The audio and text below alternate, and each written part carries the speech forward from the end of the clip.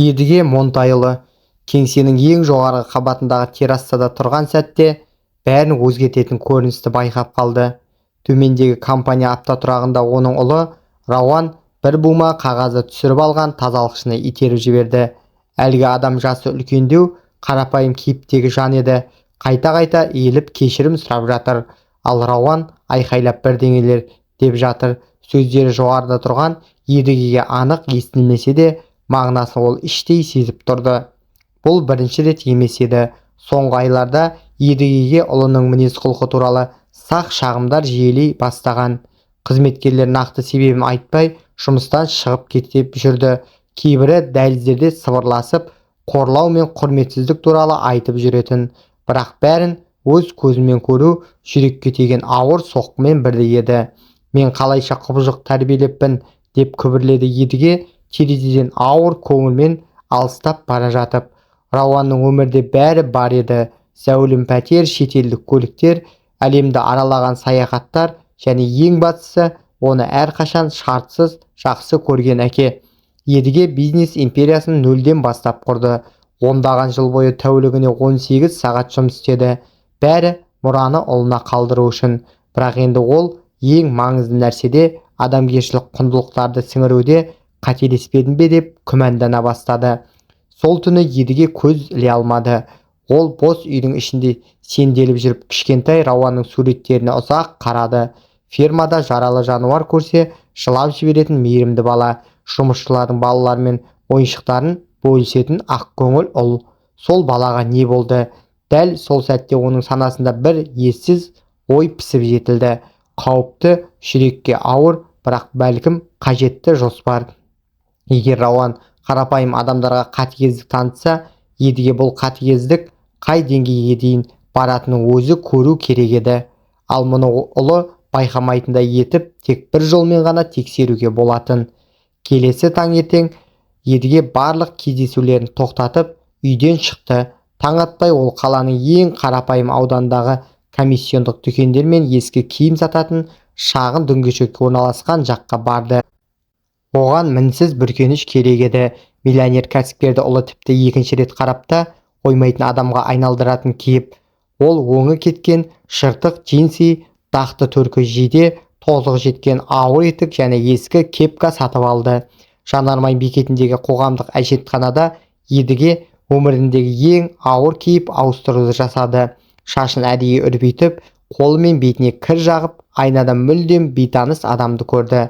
Компаниядан бірнеше квартал жерге көлігін қойып, жаяу келе жатқанда жүрегі асқақтап соғып тұрды. Көп жыл бұрын өзі жобалаған айнадай жарқыраған 20 қабатты ғимаратқа жақындаған сайын қайыршы кейпіндегі өзі туған дүниесіне бөтен адамдай сезінді. Алғашқы сынақ кіреберістегі күзетшілерден өту. Едіге терең тыныс алып, абдыраған мұқтаж адам кейпін көрсетуге тырысып, шыны айналмалы есікке жақындады. «Әй сен!» деп айқайлады бас күзетші Марат. «Қайда бара жатырсың?» Едіге бұрылып, ішке қобалжуын жасыруға тырысты. «Қайырлы күн мырза, маған жоғарыдағы біреумен сөйлесу керек еді, өте маңызды». Марат оны басынан аяғына дейін жиіркене қарап, мысқылдай күлді. «Әй досым, қай жерде тұрғаныңды көріп тұрсың ба? Бұл беделді компания, әлеуметтік көмек орны емес. Білемін, бірақ бұл менің ұлыма қатысты» деп импервация жасады. Едіге өтірік тамағын күйдіріп өткендей болып, ол осында жұмыс істейді, тек жағдайын білгім келеді. Осы кезде екінші күзетші әділ күліп жақындады. «Өзіңе қарашы дос, сенің қай ұлың мұндай жерде жұмыс істейді?» Қорлық шынайы сезілді. Мұның бәрі әдейі жасалып жатқан біле тұрса да, Едігенің беті ду ете қалды. Бірақ ол үнемі кері қайтаруға үйренген адамның бүкірейген қалпын сақтап тұрды. «Өтінем» деп жалынды ол. «Бар болғаны 5 минут. Ешкімге кедергі болмаймын». «Тыңда», деді Марат оның кеудесінен тіреп. «Сен бұл жерге кірмейсің. Бұл жер бетіндегі соңғы орын болса да, түсіндің бе?» Дәл осы сәтте қабылдау бөлімінің қызметкері Қарлығаш қызығушылықпен жақындады. «Мұнда не болып жатыр?» «Мынау компанияға кіргісі келеді» деп түсіндірді әділ. «Ұлым осында істейді» дейді. Қарлығаш Едігеге аяныш пен сенімсіздік аралас көзқараспен қарады. «Аға, ұлыңыз дәл осы компанияда жұмыс істейтініне сенімдісіз ба? Мүмкін шатастырып тұрған шығарсыз». Мен ештеңені шатастырып тұрған жоқпын, деді едіге нық үнмен. Ол мұнда директор Рауан Монтайұлы. Жан түршігерлік үнсіздік орнады. Үшеуі бір-біріне таңырқай қарады. Кенет Әділ қарқылдап күліп жіберді. Рауан Монтайұлы, директор Рауан сенің ұлың ба? Ол көзінен жас аққанша күлді. Әй, сен мүлде есіңнен адасқансың ба? Қарлығаш та басын шайқап аянышпен қостады. Аға, доктор Едіге Монтайұлы қаладағы ең бай адамдардың бірі. Шынымен де сіз сияқты адамның Рауанның әкесі болуы мүмкін деп ойлайсыз ба? Едіге басын айналып кеткендей күй кешті. Осында тұрып бұл адамдардың өзі мен ұлы туралы бөтен біреулердей сөйлеген тыңдау ол ойлағаннан да ауыр екен. Бірақ бұл шындықтың айқын көрінісі еді. Егер қызметкерлердің өзі бай мен кедейдің арасында осындай үлкен алшақтық көреді екен, онда Рауан өзін төмен санайтын адамдармен қалай сөйлеседі? Бұл мүмкін емес сияқты көрінетін білемін, деп табандады Едіге. Бірақ бұл шындық. Мен тек онымен сөйлескім келеді. Тыңда, деді Марат сабырынан айырылып. Қой, бұл сайқы мазақты. Қазір-ақ бұл жерден кетесің. Әйтпесе полиция шақырамын. Бізге клиенттерімізді қорқытатын қайыршылар керек емес. Мен қайыршы емеспін, деп қарсы шықты Едіге. Тек қиын кезеңді бастан өткеріп жүрмін. Қиын кезең бе, деп мазақтады Әділ. Әй, сен сасық ит шығып тұр. Соңғы рет қашан жуындың? Бұл сөздердің қаталдығы Едігеге пышақтай қадалды. Қорлаудың өзінен емес, осы адамдардың өздерінен төмен көрген жандармен осылай сөйлесуге үйреніп кеткенін түсінгеннің жанын ауыртты. Егер қызметкерлер осылай болса, Рауан қандай екен? Өтінемін, деп соңғы рет әрекет етті Едіге. Маған ең болмаса 1 минутқа жоғарыға көтерілуге рұқсат беріңіздер. Уәде беремін, ешқандай мәселе туғызбаймын. Жоқ, деп кесіп айтты Қарлығаш. Мүлде мүмкін емес. Ал сендер, деп күзетшілерге бұрылды ол. Мұны бұл жерден шығарып жіберіңдер. Қазір маңызды клиент келеді. Дәл осы сәтте Едіге мүмкіндік көрді. Кіреберіске маңызды жиналысты қызу талқылап келе жатқан бір топ басшы жақындап қалды. Сол қарбаласта ол олардың арасынан сіңіп кетіп, ешкім байқамай тұрып айналмалы есікпен сырғып өтті. Әй, деп айқайлады Марат. Бірақ Едіге вестибюльдің ішінде еді. Компанияның холы айрықша сәнді болатын. Итальяндық мәрмәр, хрустальдық шамдар, қабырғаларда қымбат картиналар. Едіге әрбір бөлшекті таныды. Бәрі өзін таңдаған, бірақ қайыршы кейпінде. Ол өз үйінде бөтен адамдай сезінді. Мырза, деп орнынан шошып тұрды әкімші Фариза. Сізге мұнда болуға болмайды. Мен тек Рауан Монтайұлымен сөйлескім келеді, деді Едіге дауысында шарасыздық дарытуға тырысып. Бұл өте шұғыл. Күзет, деп айқайлай салды Фариза. Сол сәтте Марат пен Әділ жүгіріп келді. Сен мұнда қалай кірдің? Марат ашуға булықты. Жақсылап тыңда, деді Әділ Едігенің қолынан қатты ұстап. Не өз еркіңмен шығасың, не біз сені сүйреп шығарамыз. Таңда. Едіге жан-жағына көз тастап, жағдайдың ушығып кеткенін көрді. Қызметкерлер тоқтап қарап тұр. Кейбірі телефонға түсіріп жатыр. Жағдай бақылаудан шығып барады. Бірақ дәл осылай болуы сынақ үшін пайдалы еді. Егер дәл қазір Рауан төмен түссе, ол әкесінің көпшілік алдында қалай қорланып жатқанын көрер еді. Мен ұлыммен сөйлеспейімше кетпеймін, деді Едіге барлығы еститіндей дауыспен. Ұлыңызбен бе, деп сенімсіз қайталады Фариза. Мырза, бұл ақылға сыймайды. Рауан компания иесінің ұлы. Мен оның кім екенін өте жақсы білемін, деп жауап берді Едіге. Бұл сөздердегі терең шындықты кейбір қызметкерлер сезгендей күлкілер сап тыйылды. Дәл сол сәтте лифт есігі ашылып, Едіге іздеген адамын көрді. Рауан телефонмен әлдебір маңызды мәселені сөйлесіп, өзіне тән тәкаппар жүріспен сыртқа шықты. Үстінде мінсіз костюм, шашы тап тұйнақтай, білегінде алтын сағат. Вестибюльдегі дүрбелеңді көргенде ол телефонды өшіріп, ашулы кейіппен жақындай түсті. Едігенің жүрегі дүрсілдеп қоя берді. Шындық сәті келді. Өміріндегі ең маңызды сынақ басталғалы тұр. Бірнеше секундтан кейін ол өзі тәрбиелеген мейірімді баладан бірдеңе қалды ма, әлде алдында оның тегін ғана алып жүрген қатыгез бөтен адам тұр ма, деп соны біледі. Рауан, деді Едіге жай ғана. Бұл мен. Бірақ Рауан естімеді. Ол күзетшілерге бұл тәртіп бұзушыны ғимараттан алып тастауға бұйырумен әлекеді. Менің қолымда мынау не масқара, деп Рауанның даусы найзағайдай көрсетті. Қызметкерлердің бәрі бірден тіктеліп кетті. Едігенің тынысы тарылып қалды. Міне, оның ұлы небәрі бірнеше метр жерде тұр. Әкесіне жиіркенішпен, ашу аралас көзқараспен тік қарап тұр. Өзі өсірген, жақсы көрген империяны табыстауға дайындаған ұлы енді оған тротуардағы қоқысқа қарағандай қарап тұр. Рауан нық қадаммен жақындады. Мінсіз итальяндық костюмі, жыртық киім киген әкесінің аяусыз қарама-қайшылықта еді. Рауанның көзі едігеге басынан аяғына дейін шолып өтті. Ол жыртық жамау кейіппен әр бөлшегін танымай салқын зерттеді. «Мынау кім өзі?» деп сұрады Рауан Мараттан. Едіге мүлдем көзге ілінбейтін адамдай: «Осында кіріп келді, сізбен сөйлесемін» дейді. Рауан мырза, айтуынша. Марат ыңғайсыздан кібіртіктеп қалды. «Айтуынша» деп Рауан шамасыздана түсті. «Айтуынша сіздің әкеңіз екен» деп әділ күлкісін әрең тиіп сөзді аяқтады. Орнаған тыныштық өлі тыныштықтай ауыр болды. Едіге ұлының көзінен бір жылт еткенді байқап қалды. Бір сәтке ғана, дәл сол мезетте Рауанның санасынан бір түкпірі таныс бірдеңені сезгендей еді. Бірақ келесі сәтте оның жүзі суық мысқылға айналды. Рауан қарқылдап күлді. Оның күлкісі бүкіл ғимаратқа жаңғырып кетті. «Менің әкем осы ма? Демек бұл менің әкем ғой». Едіге әр сөзді кеудесіне қадалған қанжардай сезінді. Рауанның өзі туралы заттай, бір рет қолданатын нәрседей сөйлегені ол елестете алған ең ауыр қорлықтан да бетер еді. «Балам», деді Едіге бәсең дауыспен. Таныс үн бір естелікті оята ма деген үмітпен. «Маған сенімен сөйлесу керек». Рауан күлуді доғарып, алға еңкейіп, бетін жасырынған әкесіне тақай түсті. «Жақсылақ тыңда ей жынды. Менің әкем Едіге Монтайұлы.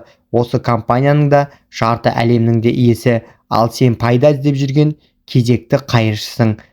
«Бірақ мен шынымен Едіге» деп бастап еді. «Сен ешкім емессің» деп ақырып жіберді Рауан. Оның даусынан вестибюльдегілер селк ете қалды. «Сен менің компанияма баса көктеп кірген сасық қаңғыбассың». Ұлының қатыгез сөздері Едігені іштен біреу жұдырықпен қойып қалғандай күйге түсірді.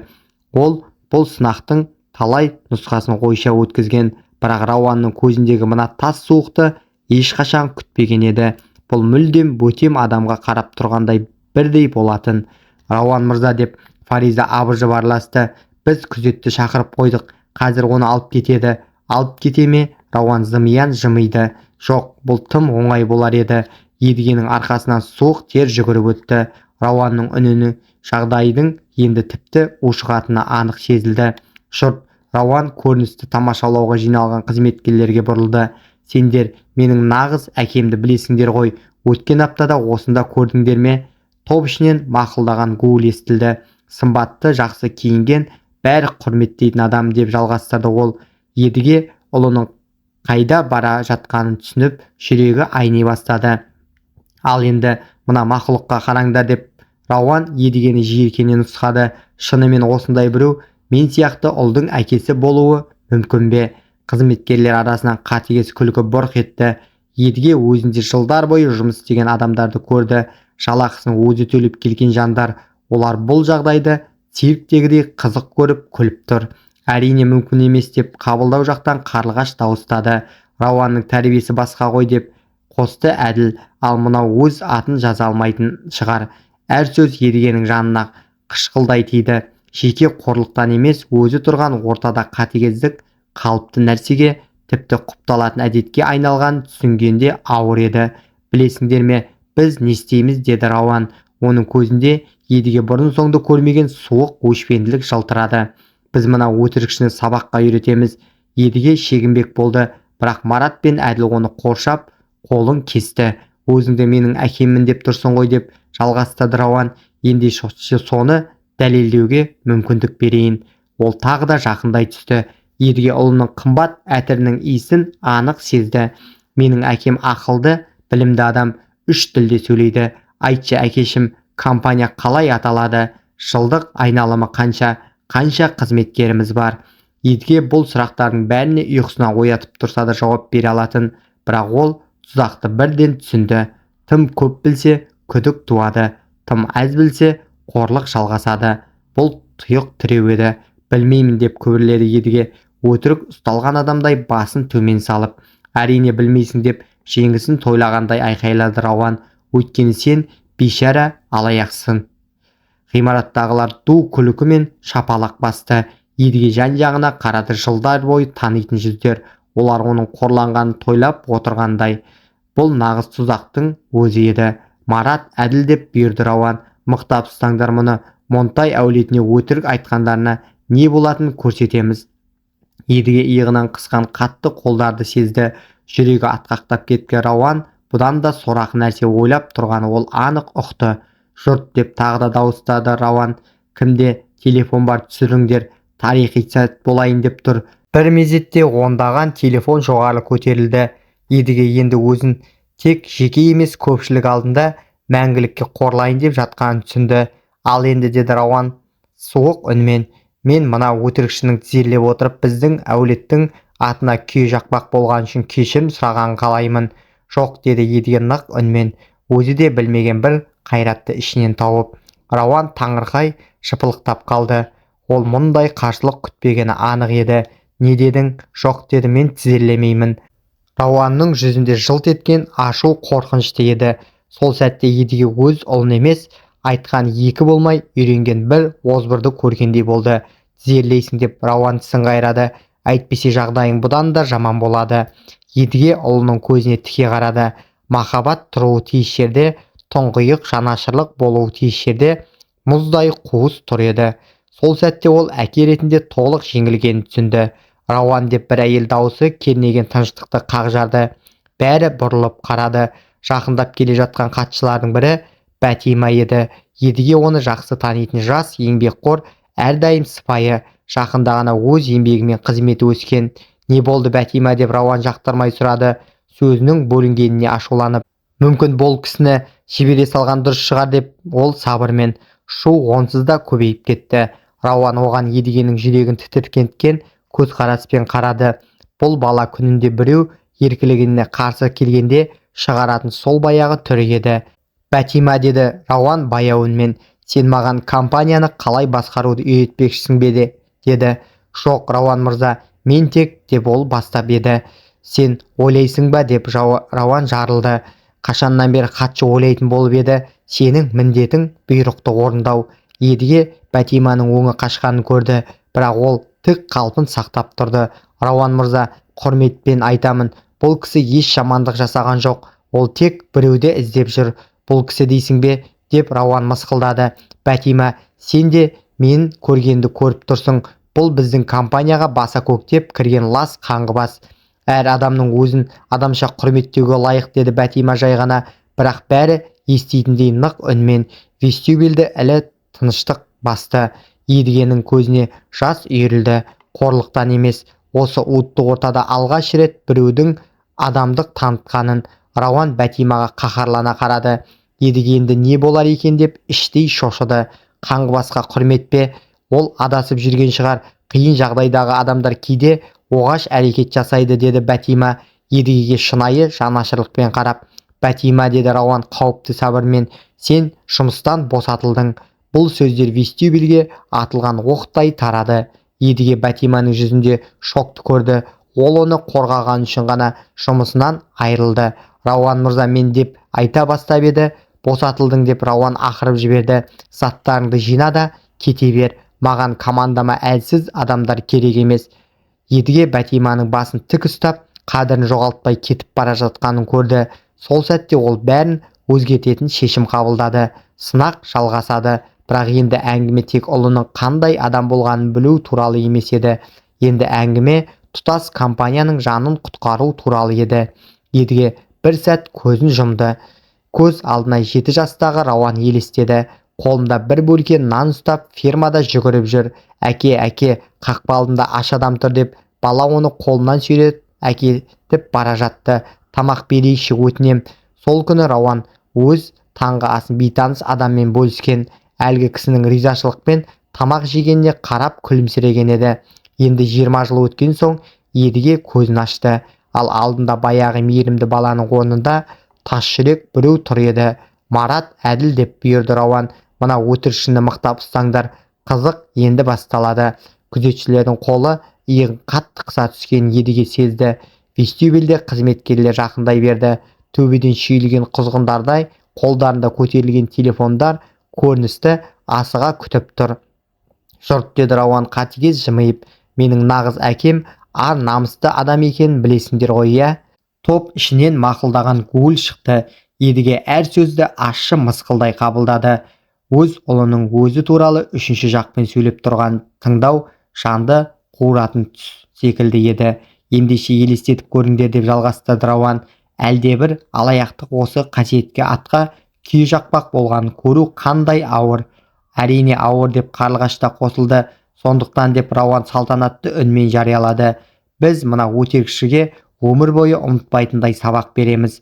Едіге босануға тырысты, бірақ күзетшілер оны бұрынғыдан да қатты қысып ұстады. Рауан, мұны тоқтат, деді ол, даусына бедел тартуға тырысып, бірақ өзін әшкерелеп алмауға сақтанып. Рауан дейме, деп ұлы келемеждеп қайталады. Қашаннан бері қайыршы мені атыммен атайтын болған? Сен үшін мен Рауан мырзамын. Бұл қорлық Едігенің тамағын күйдіріп өткендей болды. Ұлының өзінен ресми түрде сөйлеуді талап еткені шапалақпен тартып жібергендей әсер етті. Дәл сол сәтте лифт есігі ашылып, қымбат костюм киген 3 ер адам шықты. Компанияның басқа директорлары. Едіге оларды жақсы танитын. Қаржыгер директоры Маралбек Сатыбалдиев, операциялық директор Руслан Әлімұлы, коммерциялық директор Берік Қасымұлы. Олардың бәрін бұл қызметтерде кезінде өзі тағайындаған. Рауан, деп Маралбек күле жақындады. Мұнда не болып жатыр? Жоғарыдан айқай-шуды естідік. Маралбек, дәл уақытында келдіңіз, деп Рауан жымысқы жымиды. Мына кісіні көріңіздер, өзін менің әкем деп тұр. 3 директор ду күлкіге басты. Руслан Едігеге жақындап, оның жыртық епін мұқият шолды. Шынымен бе, мынау сіздің әкеңіз бе, деді. Ант етем, деді Рауан рахаттана. Ең қызығы, өзі соған шын сенеді. Берік басын шайқап, жалған аяушылық танытты. Байғұс, басы дұрыс емес-ау шамасы. Едіге оларды үнсіз бақылады. Кәсіби тұрғыда өсуіне өзі көмектескен, мансаптарына өзі жол ашқан адамдар енді оған қоқысқа қарағандай қарап тұр. Бұл сабақ ойлағаннан да ауыр болып шықты. Білесіңдер ме, біз не істейміз, деді Рауан. Көзінде суық өшпенділік жылтырады. Біз Монтай әулетінің алаяқтармен қалай сөйлесетін шағын көрсетіп береміз. Едігенің жүрегі жылдам соға бастады. Рауанның үнінде жағдайдың ушыға түсерін аңғартқан бір қауіпті реңк бар еді. Алдымен, деп жариялады Рауан, мына әкешіктің мені шынымен танитынын тексерейік. Нағыз әке ұлы туралы бәрін білуі керек қой, иә? Топ гу ете қалды. Едіге өзін қатыгез тұзаққа тартып бара жатқанын түсінді. Ал айтшы әкешім, деді Рауан мысқылмен жақындап, менің ең сүйікті тағамым қандай? Едіге жауабын білетін. Фермадағы аспаз Роза апайдың лазаньясы. Бірақ дұрыс жауап қауіпті күдік туғызар еді. Есімде жоқ, деп күбірледі ол. Әрине есіңде жоқ, деп жеңіске масайраған айқайлады Рауан. Өйткені сен менің әкем емессің. Вестибюльді ду қол шапалақ басты. Едіге ондаған жыл бірге жұмыс істеген қызметкерлердің оның қорлығын қызық көріп тұрғанын көрді. Тура сахнадағы қойылымдай. Келесі сұрақ, деп жалғастырды Рауан. Мен қайда оқыдым? Едіге барлық мектепті, әр мұғалімді, тәбілдегі әр бағаны жатқа білетін, бірақ тағы да білмегенсіп тұрды. Білмеймін. Гарвард университеті, деп Рауан мақтанышпен жариялады. Нағыз әкем маған әлемдегі ең мықты білімді алып берді. Ал сен сияқты қайыршының оған шамасы жете ме? Әр сөз Едігенің жанына қышқылдай батты. Бұл оқуды төлеген өзі. Алғашқы семестрлерде ұлы қиналғанда ұйқы көрмей уайымдаған өзі. Әр жетістігін тойлаған тағы да өзі. Соңғы сұрақ, деді Рауан әдейі әлсіретіп. Менің қызымның аты кім? Едіге жұтынып қалды. Рауанның тұрақты қызы жоқ еді. Оның қарым-қатынасы жиі ауыстыратын Едігеге бұрыннан алаңдататын. Білмеймін, деді ол. Аружан Серікқызы, деп Рауан беті бүлк етпестен өтірік айтты. Сенатор Серіктің қызы. Саған ұқсайтын біреуге ол өмірі қарамайды. Едіге қабағын түйді. Рауан қызметкерлерге әсер ету үшін ойдан қыз шығара салды. Бұл түбіне дейін шіріген мінездің тағы бір белгісі еді. Көрдіңдер ме, деп Рауан жұртқа бұрылды. Кез келген әке білетін 3 сұрақ. Үшеуінен де сүрінді. Әрине сүрінеді, деп айқайлады Әділ.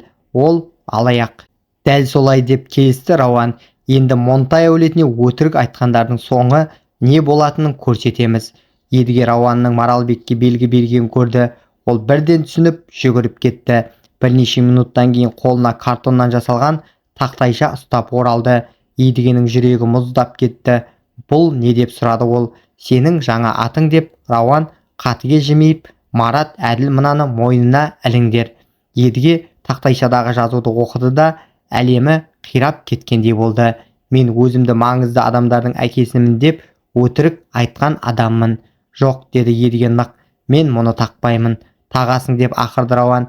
Әйтпесе жағдайың бұдан да жаман болады. Қалай жаман деп едіге қайсарлықпен қарсы тұрды.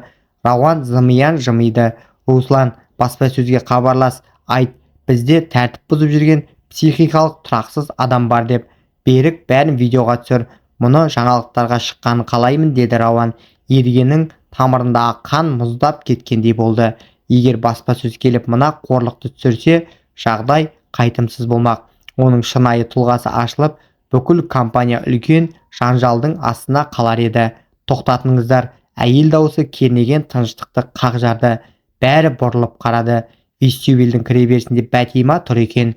Ол жұмыстан қуылған соң кетуі тиіс еді, бірақ қайта оралған. Едігенің жүрегіне үміттің жылуы сезілді.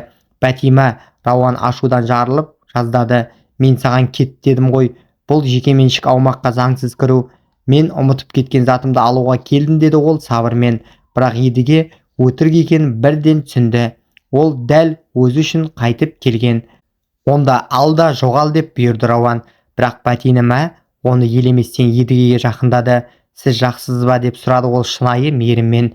Едіге оның көзіне қарады және осы ғимараттағы ешбір жүзден көрмеген нәрсені көрді. Нағыз адамдық жанашырлық. Иә, деп сыбырлады ол, осы бір қарапайым сұрақтың өзіне толқып. Бәтима, деді Рауан қауіпті бәсең дауыспен. Дереу ол кісіден аулақ тұр. Неге, деді ол қорықпастан Рауанға тіке қарап. Ол ештеңе бүлдірген жоқ. Ештеңе ме деп Рауан жарылды. Ол өтірік айтып тұр, тәртіп бұзып тұр, компанияның жұмысына кедергі келтіріп тұр. Ал егер ол жай ғана абдырап жүрген адам болса ше, егер оған қорлық емес, көмек керек болса ше. Бұл сұрақ Рауанды бірнеше секундқа үнсіз қалдырды. Едіге ұлының көзінен бір сәттік күмәнді байқап қалды. Бәтиманың сөзін ішкі бір түкпірі мойындағандай, бірақ ол сезім бір-ақ сәтке созылды. Бәтима, деді Рауан мұздай үнмен, саған бұл жерден кетуге 10 секунд уақыт. Әйтпесе полиция шақырамын. Шақыра беріңіз, деді ол батылдықпен. Мен бүгін мұнда не көргенімді бәрін айтып беремін. Рауанның өңі қашып кетті. Ол Бәтиманың көпшілік алдында бұлай қарсы тұрады деп күтпегені анық еді. Не көрдің сонда, деді ол, бірақ даусында шүйке бар еді. Мен бірнеше адамның қорғансыз кісілге жабылғанын көрдім. Жанашырлық болуы тиіс жерде қатыгездік көрдім. Адам болуды ұмытқан адамдарды көрдім. Бәтиманың сөздері ғимаратқа айыптау үкіміндей тарады. Едіге кейбір қызметкерлерден ұялып, бастарын төмен түсіргенін байқады. Алғаш рет біреу бұл қатыгез топтың бетіне айна тосқандай болды. Сен маған ақыл үйретесің, кімсің, деп Рауан өзін толық жоғалтып ақырды. Мен ақыл айтып тұрған жоқпын, деді Бәтима сабырмен. Мен тек кез келген арлы адам ойлайтын нәрсені айтып тұрмын. Едіге олардың текетіресін бақылап тұрды. Бір жақта Бәтиманың мейірімі, екінші жақта Рауанның қатыгездігі. Жүрегі қақ айырылғандай болды. Бөтен бір әйел туған ұлының артық адамдық танытып тұр. Жетеді, деп Рауан айқайлап, өзін мүлде ұстай алмай қалды. Руслан, ғимараттың күзетін шақыр. Мынаны да, мына қаңғыбасты да дереу сыртқа лақтырыңдар. Тоқтаңыз, деді едіге. Бұл жолы оның даусында басқа бір реңк бар еді. Қорлық шегіне жетті. Енді ойынды кері бұратын уақыт келді.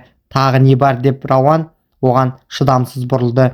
Едіге ұлының көзіне тіке қарады да осы сынақ бойы алғаш рет өз билігінің болар-болмас табын сездіріп қойды. Сен бұған шынымен дайынсың ба? Сұрақтың үнінде бір нәрсе Рауанды кілт кідіртіп тастады. Бір сәтке едіге ұлының көзінен абыржу ұшқынын көрді. Бетперденің ар жағынан таныс бірдеңе жылт еткендей, бірақ Рауан оны ұғып үлгермей жатып, Руслан күзетшілермен бірге жүгіріп келді.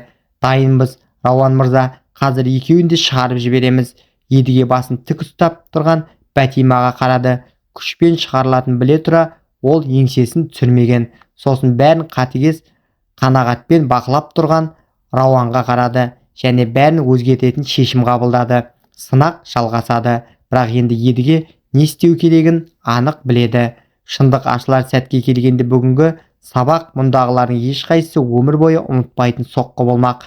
Ақиқат жақындап келе жатты және ол бәрі ойлағаннан да ауыр тиеді.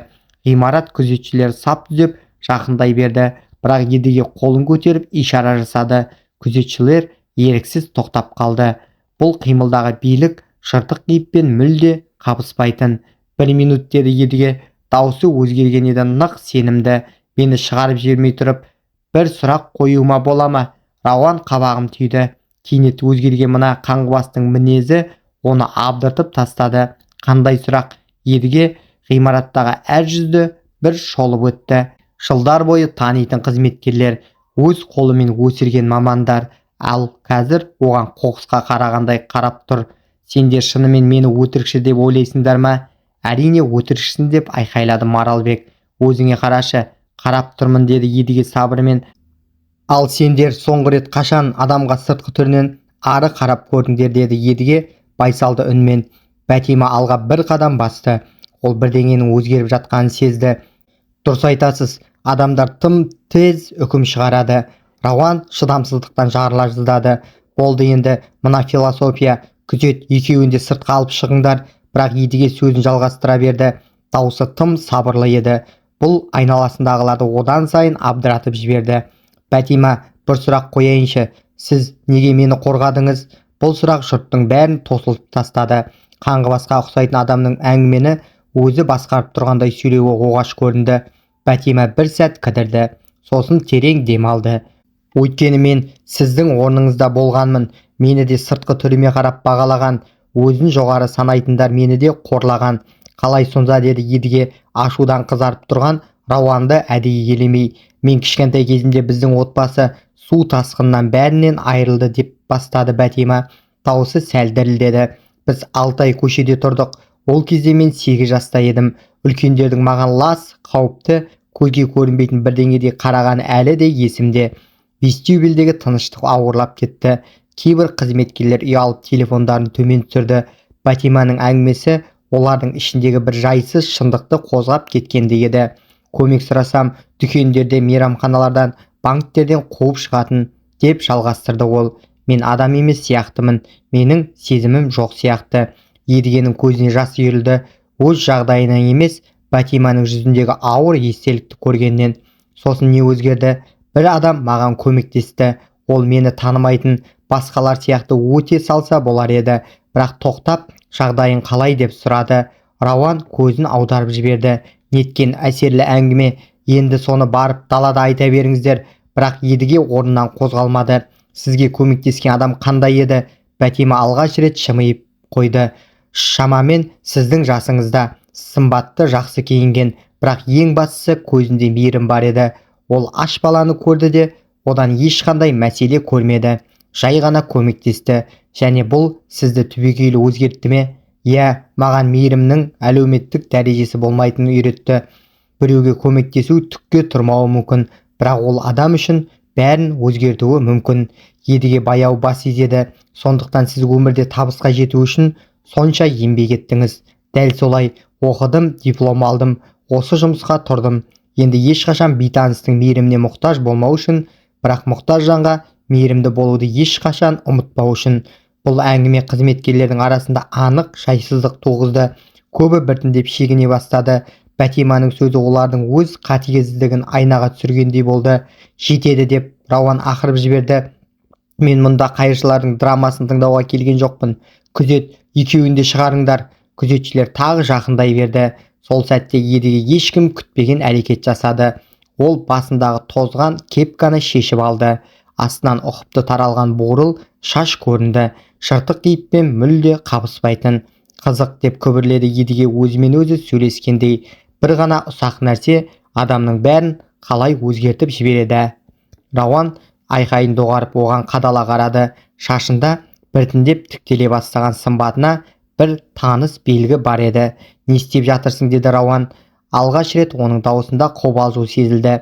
Едіге жейдесінің жеңімен бетіндегі кірдің бір бөлігін сүртті. Өзімді сәл ретке келтіріп жатырмын. ер адам қай жағдайда да қадірін сақтауы керек. Қалай ойлайсың? Бәтима бәрін қызыға бақылап тұрды. Бірдеңе болып жатыр. Нақты не екенін түсінбесе де, ол Едігенің әр қимылын қалт жібермей бақылап қалды. Білесің бе Рауан, деді Едіге алғаш рет мырза қоспай ұлын тура атымен атап, сенің бір қасиетің мені әрдайым таңғалдырған. Қандай қасиет? Деді Рауан енді анық мазасызданып. Өмірде бәрі болған адам басқа адамдарға қалайша сонша қатыгез бола алады? Бұл сұрақ вестибюльге тасталған бомбадай әсер етті. Тура жеке, және оны айтып тұрған әлгі қаңғыбас. Сен мені тергейтін кімсің? Деп Рауан ақырды, бірақ тұрысында қорғаныс бар еді. Жай ғана қызық болып тұр, деді Едіге сабырмен бетін сүрте беріп. Сенде білім болды, мүмкіндік болды, махаббат болды. Ол көзін тіке қадады. Сонша суықтық қайдан пайда болды? Маралбек алға шығып Рауанды қорғауға тырысты. Ей қаңғыбас, директорымызбен бұлай сөйлеуші болма. Едіге оған бір қарады. Сол көзқараста Маралбек еріксіз шегініп кетті. Маралбек сатып ал дейіп, деді Едіге баяу. Алматыдағы басқару университетін бітірдің.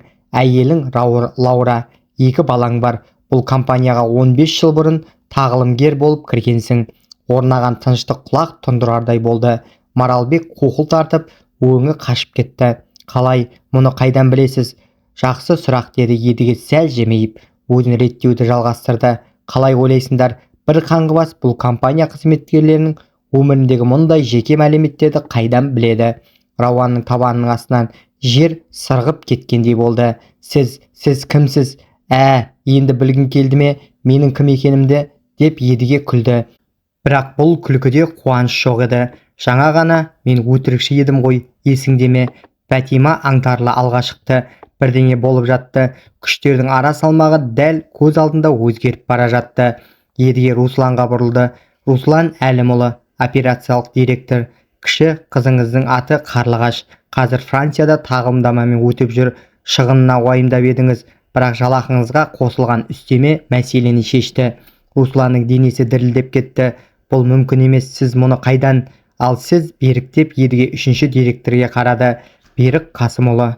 Былтыр әкеңіздің денсаулығы сыр беріп, қымбат ота қажет болды. Сол шығынды жабу үшін компаниядан арнайы несие беруге кім рұқсат еткенін білесің бе? Берік жақын тұрған орындыққа сылқ етіп отыра кетті. Өңі әппақ. Жоқ, мүмкін емес. Рауан көзімен Едігеге, директорлардан Едігеге қарап, не болып жатқанын ұға алмай тұрды. Сендер не деп тұрсыңдар өзі? Бұл адам мұның бәрін қайдан біледі? Едіге енді өзін реттеуді тоқтатып, ұлына тіке қарады. Ескі киіммен тұрса да, бетінде кірдің ізі тұрса да, оның жанарында дауысыз таныстық бар еді. Рауан, деді Едіге жұмсақ үнмен, маған дұрыстап қара. Қарап тұрмын, деп айқайлады Рауан, бірақ дауысы дірілдеп шықты. Жоқ, шын қарап көр. Киіммен әрі қара, сыртқы түрден әрі қара, көзіме қара. Рауан қарады, және Едіге дәл сол сәтті көрді. Түсіну ұшқыны тұтана бастаған мезетті. Шок, терістеу, қорқыныш оның жүзіне баяу жайылып бара жатты. Жоқ, деп сыбырлады Рауан басын шайқап. Жоқ, бұл мүмкін емес. Едіге бір қадам алға басты. Неге мүмкін емес, балам? Балам деген сөз сондай махаббатпен, сондай ауыр мұңмен шықты. Ол үнсіз айқайдан бүкіл ғимаратқа тарады. Рауан шегіне берді. Сіз бола алмайсыз. Кім бола алмаймын, деді Едіге жұмсақ қана. Менің әкем іссапарда, деп Рауан шарасыз айқайлады. Ол басқа өңірде жиналыста. Едіге қалтасынан телефон шығарды. Ескі, сынық емес, ең соңғы үлгідегі қымбат смартфон. Қаласаң қазір хабарласып тексер. Қаңғыбастың қолындағы қымбат телефон Рауанның соңғы үмітін күйреткен соққы болды. Оның тізесі дірілдеп бағанаға сүйене кетті. Жүзі тап-таза үрейдің маскасы. Әке деген сөз сынып шыққан сыбырмен әрең естілді. Едіге баяу бас изеді. Көз жасы ақыры кір жұққан жүзімен төмен сырғып түсті. Сәлем балам. Ғимарат бір сәтте астан кестең болды. Қызметкерлер айқайлап жатыр. Директорлар абдырып қалды. Күзетшілер не істерін білмейді. Ал осының қақ ортасында әке мен бала ауру, өкініш, күйінішке толы терең жардың екі жағында тұрғандай бір-біріне қарап қалды. Ақиқат ақыры ашылды. Енді ештеңе бұрынғыдай болмайды. Орнаған тыныштық кез келген айқайданда ауыр еді. Рауан бағанаға сүйеніп өңі қашқан күйі едігеге елес көргендей қарап тұр. Ғимарат іші сыбыр-сыбырға толды. Телефондар дірілдеп, компания тарихындағы ең драмалық сәтті түсіріп жатты. Жоқ, деп Рауан басын ашумен шайқады. Бұл бір қойылым, бұл мүмкін емес. Менің әкем ешқашан не істемеді, деді едіге бетіндегі кірдің соңғы ізін сүртіп. Ешқашан өз ұлының мінезін тексермей ме? Маралбек жақын орындықта әрең тыныстап отырды. Едіге мырза, біз білмедік. Әрине білмедіңдер, деді едіге көзін Рауаннан алмай. Өйткені сендер сыртқы түрге қарап үкім шығардыңдар, дәл менің ұлым сияқты. Рауан бойын тіктеуге тырысты. Жағдайды қайта бақылауға алмақ болды. Әке, сен түсінбей тұрсың. Мен оны алаяқ деп ойладым, бір қаңғыбас деп. Төмен санаттағы адам, қорлауға лайық біреу деп ойладың, деп едіге оның сөзін аяқтады. Олай емес, деп Рауан айқайлады, бірақ даусынан шарасыздық сезілді. Мен компанияны қорғадым, өзің үйреттің ғой. Мен саған адамдарды қорлауды үйреттім бе? Деп едіге сөзін бөліп жіберді. Дауысы мұңға толы еді. Жанашырлық танытқан үшін қызметкерлерді жұмыстан шығаруды үйреттім бе? Барлық көз Бәтимаға ауды. Ол әлі де болған жайтты толық ұға алмай абыржып тұр еді. Едіге оған мұңлы жымиыспен бұрылды. Бәтима, осы жерде маған бір тамшы адамдық танытқан жалғыз адам сіз болдыңыз. Едіге мырза, деп сыбырлады Бәтима, мен сіз екеніңізді білген жоқпын, бірақ оның маңызы жоқ. Маңыздысы, бір адамға әділетсіздік жасалып жатқанын көрдім. Сол үшін жұмыстан қуылдым. Жүрегі бар болған үшін, деді едіге Рауанға тіке қарап. Рауан тағы ақталуға тырысты. Әке, ол кедергі жасады. Неге кедергі? Сенің қатыгез қызығыңа ма? Бұл сөздер Рауанға пышақтай қадалды. Ол жан-жағына қарады. Аз ғана бұрын өзімен бірге күліп тұрған қызметкерлер енді оған үрей мен айыптаумен қарап тұр. Руслан дірілдеп алға шықты. Едіге мырза, 1000 рет кешірім сұраймын. Егер сіз екеніңізді білсек. Едіге оған оттай жанған көзбен қарады. Егер мен екенімді білсеңдер, басқаша қарар ма едіңдер? Ал егер шынымен көмекке мұқтаж адам болса, ол құрметке лайық емес пе? Сұрақ ғимаратта айыптау үкімдей тарады. Руслан басын төмен түсірді, айтар жауабы қалмады. Берік, деді едіге екінші директорға бұрылып, біз бұл компанияға әр қызметкерді бірге іріктедік. Мінезі бар адамдар керек деп үнемі айтатынсың, есіңде ме? Берік көз жасын тыя алмады. Есімде, едіге мырза, бүгін мен толықтай сүріндім. Жоқ, деді едіге басын шайқап, сендер жай ғана ешкім маңызды қарап тұрмаған кезде шын бейнелеріңді көрсеттіңдер. Қарлығаш рецепшн именіп алға шықты. Едіге мырза, біз ондайды қаламадық. Қаладыңдар, деп едіге қаттырақ айтты. Өздеріңнен төмен деп санаған адамның есебінен көңіл көтергілерің келді. Ал бұл қатыгездіктің басында менің ұлым тұрды. Рауан ақыры әкесіне жақындауға батылдық тапты. Өтінемін, түсіндіріп беруге мүмкіндік берші. Мен өзгере аламын. Өзгере аласың ба, деп едіге ащы күлді. Рауан, сен 28-десің. Егер осы жасқа дейін қарапайым сыйластықты үйренбесең, қашан үйренесің? Қазір үйренемін, деп жалынды Рауан. Көзінен жас парлап тұрды. Әке, қайта үйретші. Едіге ұлының шарасы кейпіне қарады. Жүрегі қақ айырылғандай болды. Алдында өзі шексіз сүйген бала, бірақ сол баланың ішінде әкесін қорлаған қатыгез адам да тұр. Рауан, деді едіге жұмсақ үнмен, осының ішіндегі ең ауыр нәрсе не екенін білесің бе? Не, деп сыбырлады Рауан. Қорлық емес, күлкі емес, итеру де емес. Ең ауыры сен мен әрдайым жек көрген адамға айналып кеткеніңді түсіну. Бұл сөздер Рауанды іштен ұрғандай болды. Ол тізесін бүгіп, жан азабынан бүктеліп қалды. Әке, өтінемін, сен осы жердегі жалғыз мейірімді адамды жұмыстан шығардың, деді едіге тоқтамай. Бәтима жанашырлық танытқан үшін жұмысынан айырылды. Бұл сенің құндылықтарың туралы не айтады? Бәтима именіп жақындады. Едіге мырза, мүмкін Рауан өзгеруге қабілетті шығар. Едіге оған шынайы таңданыспен қарады. Осынша жасағаннан кейін де оны қорғамақсың ба? Адам өзгере алады деп сенемін, деп.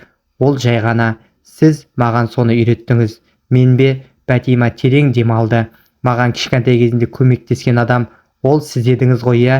Бүкіл ғимарат демін ішіне тартып қалды. Едіге таңырқай қарады. Қайдан білдіңіз? Біраз уақыт кетті, бірақ сен кепканы шешкенде көзіңдегі сол мейірімді таныдым. Көшеде тұрған лас аш қызға тоқтап көмектескен сол кісі. Едігенің көзінен жас ыршып шықты. Есіңде ме? Бәрі есімде. Сіз маған тамақ алып бердіңіз, анам үшін ақша бердіңіз. Сен ерекше қызсың, саған бұл өмірде барлық мүмкіндік лайық дедіңіз. Рауан абдырып екеуіне де кезек-кезек қарады. Сен оны танисың ба? 15 жыл бұрын көмектестім деді Едіге. Ол кезде ол көмекке мұқтаж бала еді. Бүгін ол маған көмектесті. Бұл мейірімнен айналып келуі. Рауан, сен түсінбеген ұғым. Рауан суық мәрмәр еденге тізерлей кетті. Әке, кешірші, шынымен кешір, өзіме не болғанын білмеймін. Білемін деді Едіге мұңмен. Саған бәрі тым оңай келді. Сен ешқашан күрескен жоқсың, ешқашан мұқтаж болған жоқсың. Сені ешкім сыртқы түріңе қарап бағалаған жоқ. Сондықтан да сен өзгелерден де адам екенін ұмытып кеттің. Маралбек именіп алға шықты. Едіге мырза, бізге не болады? Едіге қорлауға қатысқан қызметкерлердің бәріне көз жүгіртті. Қорқыныш, ұят, өкіну. Бірақ сонымен бірге сабақ беруге мүмкіндік те бар еді. Не болады дейсіңдер ме? Деді Едіге баяу. Бәрің адамдарға лайықты қарым-қатынас жасаудың не екенін үйренесіңдер. Ол дауысын нық етті. Қазірден бастап. Қалай сонда деп Берік абыржып тұрады. Едіге ғимараттың ортасына баяу шықты. Жыртық киіміне қарамастан оның болмысы енді бәріне сөзсіз құрмет ұялататын. Бүгіннен бастап бұл компанияда жаңа ережелер болады. Әрбір арлы адамға онсыз да түсінікті болуы тиіс ережелер. Рауан баяу орнынан тұрды. Қандай ережелер, әке? Бірінші ереже, деді Едіге нық дауыспен. Кімде-кім басқа адамды сыртқы келбеті немесе әлеуметтік жағдайы үшін менсінбесе, ол қызметкер бірден жұмыстан шығарылады. Топ ішінде қобалжыған гуіл тарады. Екінші ереже, компания табысының бір бөлігі үй-күйсіздерге және қиын жағдайдағы адамдарға көмек көрсетуге бағытталады. Сендер бұрын мәселе көрген жерден енді адам көре білуді үйренесіңдер. Едіге әрқайсының жүзіне жеке-жеке қарап шықты. Ал үшінші ереже, Бәтима осы компанияның жаңа кадрлар жөніндегі директоры болып тағайындалады. Зал іші дүр сілкінді. Бәтина аң-таң болып аузы ашылып қалды. Едіге мырза, мен не істей аламын? Менің тәжірибем жоқ. Едіге оған жылы жымиып қарады. Сен тәжірибеден де маңызды нәрсе бар. Не? Мінез бар. Ал бұл компанияға дәл қазір ең керегі сол. Рауан әкесіне шокпен шарасыздықпен аралас көзбен қарады. Ал менше, менің қызметім қандай болады? Едіге ұлына ұзақ қарады. Алдағы жауап тек Рауанның ғана емес, осында тұрғандардың бәрінің тағдырын өзгертетін еді. Сенің қызметің, балам, деді ол баяу. Сен ешқашан елестетпеген қызмет болады. Тыныштық тас болып қатты. Бұл қызмет саған адамдардың шын қадірін үйретеді. Бәрі демін ішіне тартып күтті. Сенің жаңа қызметің, деді Едіге ұлының көзіне тіке қарап. Қатардағы қызметкер. Сен бәрін нөлден бастайсың. Адал еңбек етудің не екенін үйренесің. Залда өлі тыныштық орнады. Рауан қоқыл тартып теңселіп кетті. Іштен соқ қалғандай. Әке, сен шынымен айтып тұрсың ба? Өмірімде ешқашан бұлай байыппен сөйлеген емеспін, деді Едіге қатқыл үнмен. Сені тазалық бөліміне ауыстырады. Бұрын өзің қорлаған адамдармен иық тіресе жұмыс істейсің. Тазалық па? Деп Рауан тұтығып қалды. Әке, мен Гарвард бітірдім. Менде MBA бар. Мен осы компанияның директорымын. Директор едің, деп суық түзетті Едіге. Енді сен жай ғана Рауан Монтай, қызметкер, нөмірі 1247, тазалық және қызмет көрсету бөлімі. Маралбек иемденіп алға шықты. Едіге мырза, кешіріңіз, бірақ бұл тым қатал емес пе? Едіге оған отты көзбен бұрылды. Қатал дейсің бе? Адамның адал еңбекті бағалауды үйренгені қатал ма? Әлде бүгін маған жасағандарың қатал болды ма? Руслан да ара түсуге тырысты. Едіге мырза, бәлкім дипломатиялықтау шешім табармыз.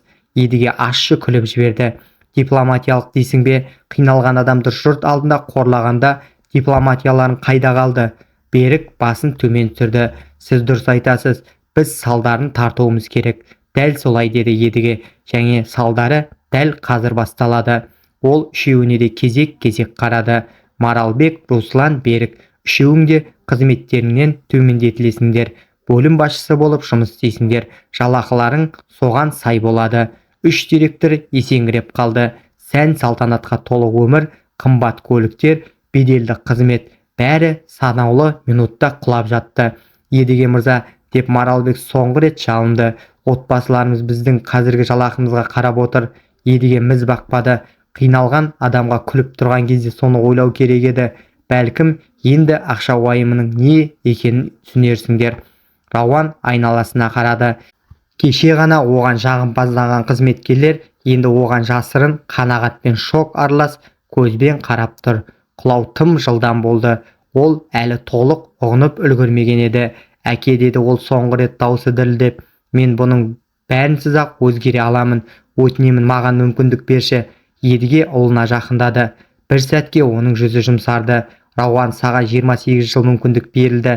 Мен саған махаббат бердім, білім бердім, мүмкіндік бердім. Көпшілік армандайды алмайтын артықшылық бердім. Білем, әке, мен қателестім. Жоқ, деді Едіге басын шайқап. Сен жай қателеспедің. Сен мен өмір бойы күрескен адамның өзіне айналдың. Рауанның көз жасы парлап кетті. Сонда кешірім жоқ па? Едіге ұлына ұзақ қарады. Көп жылдан бері алғаш рет ол шынайы әлсіздікті көрді. Манипуляция емес, нағыз өкініш. Кешірім бар, деді Едіге жұмсақ үнмен, бірақ ол еңбектеніп табылатын нәрсе. Сен оны жұмыспен табасың. Адам болудың не екенін түсініп табасың. Бәтима именіп алға шықты. Едіге мырза, бір ұсыныс айтсам бола ма? Едіге бас изеді. Әрине, Бәтима, сіз енді кадрлар жөніндегі директорсыз. Сіздің ұсыныстарыңыз маңызды. Мүмкін Рауан үй-күйсіз адамдармен жұмыс істеуден бастар, деді Бәтима сабырмен. Жатақханаларға көмектессін, тамақ таратсын, адамдардың шынайы өмірін тыңдасын. Бұл ұсыныс залға бомба түскендей әсер етті. Рауан Бәтимаға шок пен наразылық аралас көзбен қарады. Сен мені қайыршылармен жұмыс істесін дейсің бе? Адамдармен жұмыс істесін деймін, деп жұмсақ түзетті Бәтима. Аз ғана бұрын мені солардың бірі деп ойлаған адамдармен. Едіге сынақ басталғалы бері алғаш рет шын жымиды. Бәтима, тамаша ұсыныс. Ол ұлына бұрылды. Рауан алдағы 6 ай бойы жарты күн компанияда, жарты күн әлеуметтік жұмыста еңбек етеді. 6 ай, деп Рауан шыдай алмай айқайлап жіберді. 28 жылда үйренбегенді үйренуге 6 ай, деп нық растады Едіге. Содан кейін ғана сенің жауапты қызметтерге оралу-оралмауыңды сөйлесеміз. Қарлығаш именіп жақындады. Едіге мырза, ал бізше? Бүгінгі қорлыққа қатысқан қызметкерлер? Едіге оның көзіне шынайы қорқынышты көрді. Сендерге де екінші мүмкіндік беріледі, бірақ шартпен. Қандай шарт, деп әділ мазасыздана сұрады. Әрқайсың аптасына 2 сағат еріктілікпен айналысасыңдар. Әртүрлі адамдарды көресіңдер, әртүрлі тағдырды тыңдайсыңдар, әртүрлі өмірдің бар екенін түсінесіңдер. Марат алға шықты. Ал бас тартсақ ше? Едіге оған қауіпті сабырмен қарады. Онда басқа жерден жұмыс іздеуге еріктісіңдер, бірақ бір нәрсені өздеріңмен бірге алып кетесіңдер. Ол сөзін салмақтай айтты. Бүгін көмекке мұқтаж адамға қалай қарағандарыңды мұндағылардың бәрі көрді. Келесі жұмыс сұхбаттарында соны түсіндіруге сәттілік тілеймін. Қоқан-лоқы ашық айтылмаса да бәрі түсінді. Едігенің олардың кәсіби беделін бір сәтте жоқ қалатын күші бар еді. Еділ мырза, деді ресепшндегі Фариза дірілдеп, біз кез келген шартқа келісеміз, тек өзіміздің түзеле алатынымызды дәлелдеуге мүмкіндік беріңіз. Жақсы, деп бас изеді Едіге. Барлығыңның әлеуметтік бағдарламаңды Бәтима үйлестіреді және қайта тәрбиелеу кезеңінде жалақыларың сақталады. Топ ішінен жаппай жеңіс тыныш шықты. Ең болмаса жұмыстан түгел айырылмайды. Рауан бәрін үнсіз бақылап тұрды. Жаңа шындығын әлі толық қабылдай алмай. Әке, мен шынымен еден жуушының формасын киіп, сыпырғышпен шелекті қолға алуым керек пе? Я, деді Едіге еш ойланбастан. Және сен оны абыроймен істейсің, өйткені адал еңбек ұят емес. Ал біреу танып қойса ше? Басқа кәсіпкерлер Монтайдың ұлы дәретхана жуып жүргенін көрсеше? Едіге ұлының иығына қолын қойды. Онда олар кішіпейілдікті үйреніп жүрген адамды көреді. Егер олар күлсе, сен бүгін менің не сезінгенімді дәл түсінесің. Бұл сөз Рауанды найзағайдай ұрды. Алғаш рет ол әкесіне қаншалық ауыр соққы жасағанын шын сезіне бастады. Әке, кешірші, шынымен кешірші. Сенің өкініп тұрғаныңды білемін, деді Едіге жұмсарған үнмен, бірақ өкініш жеткіліксіз. Өзгергеніңді сөзбен емес, іспен дәлелдейсің. Бәтима Рауанға жақындады. 1 минут сөйлессек бола ма? Рауан таңырқай қарады. өзі сонша қорлаған адам әлі онымен сөйлескісі келе ме? Әрине, Бәтима оны залдың оңаша бұрышына ертіп барды. Рауан, қазір саған бұл дүниенің соңы сияқты көрінуі мүмкін, бірақ бұл әлдеқайда жақсы нәрсенің бастауы болуы мүмкін. Қалай жақсы болады? Мен бәрінен айырылдым, қызметімнен, беделімнен, абыройымнан. Сіз басынан-ақ шын мәнінде сіздікі болған нәрселерден айырылдыңыз, деді Бәтима жұмсақ. Әкеңіз берген қызметтен, қорқынышқа негізделген беделден, басқаларды қолдау арқылы құрылған абыройдан. Рауан үнсіз қалды. Бірақ енді сізде бәрін шынайы жолмен табуға мүмкіндік бар, деп жалғастырды Бәтима. Құрметті ісіңізбен, абыройды адал еңбекпен. Ал қолымнан келмей қалса ше, өте қиын болып кетсе ше? Бәтима жымиып қойды. Онда мен жаныңда боламын. Біз бәріміз жаныңда боламыз. Өйткені дұрыс адамдар бір-біріне осылай көмектеседі. Рауан оған ұзақ қарады. Ол көп жылдан бері көрмеген нәрсені көрді. Шынайы, мейірімді. Неге? Мен сізге сонша жамандық жасадым ғой. Өйткені біреу маған әр адам екінші мүмкіндікке лайық екенін үйреткен, деді Бәтима. Ол едігеге қарады. Және мені бала күнімде құтқарған адамның ұлы түбегейлі жаман болып кетуі мүмкін емес деп сенемін. Рауанның бетінен жас парлап кетті. Көп жылдан бері алғаш рет ол ашу мен шыдамсыздықтан басқа сезімді бастан кешіріп тұрды. Ол үміт еді. Едіге екеуіне жақындады. Рауан, сенің жаңа жолың ертең таңғы 7-де басталады. Бәтима міндеттеріңді түсіндіреді. Алдымен қайда жұмыс істейсің? Үй күйсіздерге көмек көрсету орталығында, деді едіге. Мұқтаж жандарға таңғы ас таратасың. Рауан жұтынып қалды. Тағдырдың мысқылы тым аш еді. Ал содан кейін, сосын мұнда қайтып келесің, деді едіге суық сабырмен. Директор болып жүргенде өзің пайдаланған дәретханаларды жууды үйренесің. Осы компаниядағы әр жұмыстың қадірін түсінесің. Залдың іші үнсіз бақылап тұрды. Бұл бір адамның қайта тууы, ескі адамның өшуі сияқты еді. Әке, деді ақыры Рауан, мен мұны істеймін. Өзгергенімді дәлелдеу үшін не керек соның бәрін істеймін. Едіге ұлының көзіне қарады. Осы ауыр күнде алғаш рет ол үміттің ұшқынын көрді. Солай болады деп үміттемеймін, Рауан. Өйткені бұл сенің мен әрдайым көргім келген азаматқа айналуың үшін берілген соңғы мүмкіндігің. Өзгеріс енді ғана басталған еді, және ол бәрі ойлағаннан да ауыр болмақ. Таңғы күн үміт қолдау орталығының асханасының терезесін сығалап тұрды. Рауан соңғы кофе подносын үстелге қойды. Бұрын жұмсақ, күтімді болған қолдары енді күнделікті еңбектен күс басқан. Қымбат костюмнің орнына қарапайым форма, ал менмендік орнын едіге бұрын соңды көрмеген шынайы кішіпейілдік басты. Рауан, деп шақырды Мария әжей. Бір орталыққа көп жылдан бері келіп жүрген кейуана. Сөмкемді көтеріп жібересің бе? Әрине, Мария әжей, деп жымиды Рауан, ауыр сөмкені үстеліне апарып қойып. 6 ай бұрын ол бұл әйелдің барын да байқамас еді. Бүгін ол мұнда келетін әр адамның атын білетін. Едіге бәрін алыстан бағананың тасасынан бақылап тұрды. Ол мұндай жасырын сапарларды апта сайын жасап жүрді. Ұлының өзгерісін үнсіз бақылап, көргені оның жүрегін бірде елжіретіп, бірде мақтанышқа толтырды. Ұлыңыз қатты өзгеріпті деген дауыс қасынан естілді. Едіге бұрылып қараса, қолында папкасы бар Бәтима жақындап келеді екен. Ол тек мықты кадр директор ғана емес, Рауанның нағыз тәлімгеріне айналған еді. Иә, қатты өзгерді, деді едіге. Ол Рауанның 15 жылдан бері көшеде өмір сүріп келе жатқан жуан ақсақалмен сабырлы сөйлесіп тұрғанын бақылап тұрды. Кейде бұл сол адамның екеніне өзім де сенбеймін. Бәтима жымиып қойды. Сол адам тек ішіндегі шын болмысын енді ашып жатыр. Сол сәтте едіге Рауанның анасының жанында тұрған балаға тізерлеп отырып, аяқ киімінің бауын байлап бергенін көрді. Қарапайым ғана, бірақ қамқорлыққа толы қимыл. Әкенің көзіне жас келді.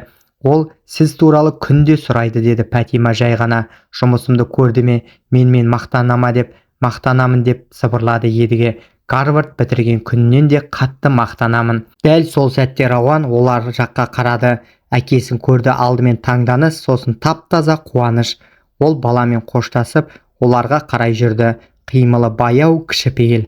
Бірнеше ай бұрынғы менмендіктен мүлде үйлеспейді. Әке, деді Рауанның даусы дірілдеп. Балам, деді едіге құшағын жайып. Келесі құшақ соңғы жылдардағы ең шынайы құшақ болды. Кернеу жоқ, реніш жоқ, тек ауыр, бірақ тазартып өткен жолдан кейін қайта табысқан әке мен бала. Бәтима сенің мұндағы еңбегіңді айтып берді, деді едіге ұлының көзіне қарап. Адамдарға қалай көмектесіп жүргеніңді. Олар маған мен көмектескеннен де көп нәрсе берді, деді Рауан көз жасын сүртіп. Әкемен қандай адамға айналғанымды білмеппін. Едіге басын изеді. Енді білесің, ең бастысы сен өзгердің. Мен шындықты көрген соң ғана өзгердім, деді Рауан ризашылықпен. Сен сол сынақты жасамағанда мен өз ұлым деп тани алмайтын адам болып қала берер едім, деп аяқтады едіге. Сол сәтте ақсақ жуан таяғына сүйеніп жақындады. Рауан балам, бүгін кетіп барасың ба? Рауан әкесіне алаңдап қарады. Әзірге білмеймін, бір маңызды әңгімеге байланысты. Едіге жымиып қойды. Жуан аға, Рауанды 2 сағатқа алып кетсем бола ма? Қайтарамын деп уәде беремін. Болады едіге мырза, деп Жуан тіссіз жымиды. Бірақ баланы абайлаңыз, бұл жігіт бізге қатты жақын болып кетті. Едіге таңырқай қарады. Сіз менің кім екенімді білесіз бе? Әрине, деді Жуан сабырмен. Сіз ұлын нағыз адам болуға үйретуге батыл жеткен әкесіз. Ондай әкелер сіз ойлағаннан да сирек. 2 сағаттан кейін едігенің кабинеті. Рауан баяғыда директор кезінде әкесімен сөйлесетін сол орындықта отыр. Бірақ енді бәрі мүлде басқа еді. Оның отырысы да, жанары да, сөйлеу мәнері де бәрі өзгерген еді. Рауан, деп бастады едіге, бұл 6 ай тек кішіпейілдікті үйренуің үшін ғана емес, өзіңнің кім екеніңді тануың үшін берілген сынақ болды. Ал мен туралы не білдіңіз? Деп сұрады Рауан шынайы қызығушылықпен. Мен тәрбиелеген мейірімді бала әлі де сенің ішінде бар екенін білдім, деп жымиды едіге. Тек ол жылдар бойғы еркелік пен артықшылықтың астында көміліп қалған екен. Сен қайтарым күтпей-ақ адамдарды жақсы көре алатыныңды білдім. Рауан басын төмен түсірді. Әке, мен қаншама жылымды қатыгез, өзімшел болып босқа өткізіппін. Иә, өткіздің, деді едіге, бірақ оның орнын толтыруға әлі уақытың бар. Сондықтан бүгін мен саған бір ұсыныс жасаймын. Рауан қызыға қарады.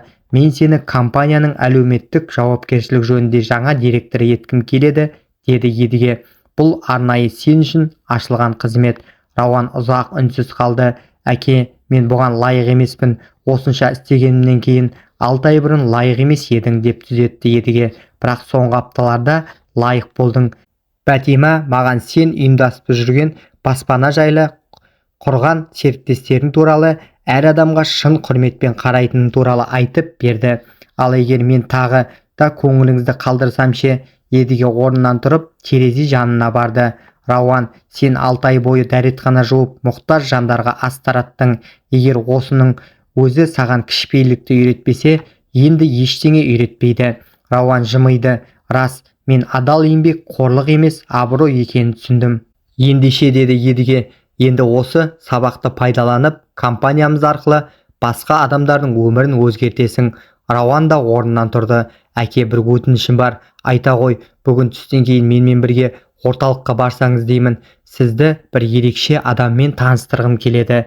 Едіге қызыға қарады. Кім ол? Өткен аптада анасы екеуі келген кішкентай қыз. Ол маған, Рауанның дауысы дірілдеді, балалық шағымды еске салады. Әке, оған қарасам, сіз менің қандай болып кеткенімді көргенде не сезінгенімді түсінемін. Бұл жоғалтқан пәктігімді көргендей әсер. Едігенің жүрегі шым ете түсті. Сен не істедің? Отбасына көмектесіп жүрмін. Анасы біздің бағдарлама арқылы жұмыс тапты. Ал әлгі қыз, ол маған кішкентай күнімдегідей күлімсірейді. Едігенің көзінен жас шықты. Рауан, сен шынымен өзгеріпсің. Мен сіз берілмегеніңіз үшін өзгердім, деді Рауан әкесіне жақындап. Мен төзгісіз болғанда да, тіпті тастап кетуге лайық болғанда да, сіз мені құтқару үшін күрестіңіз. Едіге ұлын қайта құшақтады. Өйткені әкелер дәл солай істейді. Шартсыз жақсы көреді, қажет кезде түзетеді. Ал енді, деді Рауан, біз бәрін жаңадан бастаймыз ба? Едіге жымиды. Әрине, енді біз бастық пен ерке бағынышты емес, бір-бірін сыйлайтын әке мен бала боламыз. Дәл сол сәтте есік қағылып Бәтима кірді.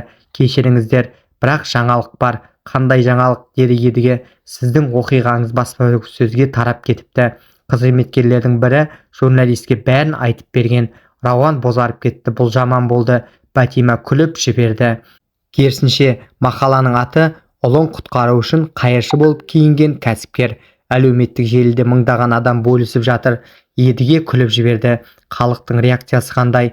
Адамдар қатты әсерленген. Әр әке осындай сабақ беруі керек деп жазып жатыр. Бізге мұндай бағдарламаны енгізгісі келетін компаниялардан ондаған өтініш келді. Рауан әкесіне сүйсіне қарады. Әке, сіз мені ғана құтқарған жоқсыз, тұтас бір қозғалыс бастадыңыз. Едіге басын шайқады. Біз ештеңе бастаған жоқпыз. Тек адамдардың бұрыннан білетін шындығын еске салдық. Әр адам құрметке лайық. Бәтима Рауанға қарады. Ал сені пікірлерде тәубесіне келген жанның үлгісі деп атап жатыр. Қалай сезініп жүрсің? Рауан ұялы жымиып қойды. Ризамын. Мені осындай ауыр бірақ керек сабақты беретіндей қатты жақсы көрген әкем бар екеніне ризамын. Едіге алдында тұрған 2 жасқа қарап тұрды. Бәтима мейірімділіктен көшбасшыға айналған жан. Рауан қайта түлеген ұл. Осы оқиғадан мен ең қатты немен мақтанамын білесіңдер ме, деді Едіге. Немен, деді екеуі қатар. Мен қайыршы болып, ұлымның мінезін сынағанда, оның жүрегінің түбінде мен күткен жақсы адам әрқашан бар екенін көрдім. Оған тек сол мейірімділікті сыртқа шығаруды үйрену керек болды. Рауан көз жасын жасыра жымиып, ал мені кішіпейілдікке үйретуге батылы жеткен әкем бар. Бұл өмірдегі ең үлкен бақ, дейді. Сол қорқынышты күннен 6 ай өткенде Едіге терезеден сыртқа қарап тұрды. Ол енді жай ғана гүлденген компанияны емес, қайта табысқан әке мен баланы, жанашырлықтың қадірін түсінген ұжымды көріп тұрды. Ең басты сабақ алынған еді. Ешқашан өзгеруге кеш емес, ешқашан үйренуге кеш емес, ешқашан өзің болуың керек адамға айналуға кеш емес. Махаббат батылдықпен және талапшылдықпен ұштасса, ең қатайған жүректі де өзгерте алады. Кейде әкенің ұлына беретін ең үлкен сыйы материалдық мұра емес, өмір бойы бірге жүретін өмір сабағы. Әңгімені соңына дейін тыңдағандарыңызға рахмет. Лайк басып, комментарийге қай қаладан көріп отқандарыңызды жаза кетіңіздер. Және де міндетті түрде каналға тіркелуді ұмытпаңыздар.